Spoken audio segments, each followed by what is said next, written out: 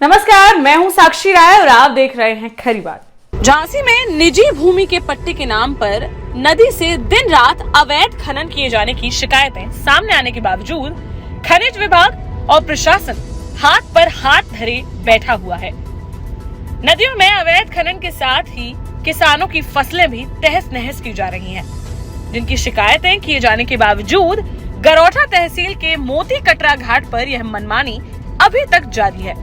झांसी में बालू का अवैध खनन अब जहां पूरे शबाब पर है, वहीं अवैध खनन कर रहे लोग बालू निकालने के नाम पर किसानों की फसलें भी नष्ट कर रहे हैं। अवैध खननकर्ताओं की जबरदस्त सेटिंग कहें या फिर तहसील के पुलिस और प्रशासन की उदासीनता, जो किसानों द्वारा शिकायतें किए जाने और अवैध खनन किए जाने के बावजूद अपनी आंखें और कान बंद किए बैठे हैं। झांसी जिले के गरौठा तहसील में मोती कटरा के पास धसान नदी है, जिसमें बालू का भंडार है। इसी नदी के पास निजी भूमि से बालू खनन के लिए एक छोटा सा पट्टा हुआ है। इस पट्टे के नाम पर पट्टा धारक और उनके गुर्गों के द्वारा खुलेआम धसान नदी में बड़ी बड़ी मशीनों के द्वारा बालू निकालकर बेची जा रही है।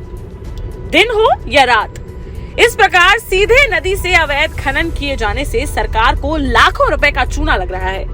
वहीं छोटे से रकबे का निजी भूमि का पट्टा कराकर बालू माफिया सरकार को राजस्व दिए बिना रोजाना लाखों रुपए की बालू बेच रहे हैं। पिछले महीने शिकायत पर गरौठा प्रशासन ने काम बंद कराकर कुछ वाहनों को पकड़ा था, लेकिन बाद में जो भी सेटिंग हुई हो उसी तरीके से फिर से अवैध खनन शुरू हो गया है। ना तो खनिज विभाग इसका संज्ञान ले रहा है और ना ही गरौठा का प्रशासन और पुलिस अधिकारी। लगातार शिकायतों और जानकारी के बावजूद खनिज विभाग के अधिकारी और प्रशासन के अधिकारी बालू माफियाओं को सूचना देकर मौके का निरीक्षण करने जाते हैं और औपचारिकता करके या एक दो ट्रैक्टर पकड़कर फॉर्मेलिटी करते हैं और उनके वापस आते ही फिर से बड़ी बड़ी मशीनों द्वारा अवैध खनन शुरू कर दिया जाता है। खनिज विभाग यह भी जानने का प्रयास नहीं कर रहा है कि नदी से बिना किसी पट्टे के हजारों घन मीटर बालू का जो खनन अभी हुआ है, उसका जिम्मेदार कौन है और किससे उसकी वसूली की जाएगी।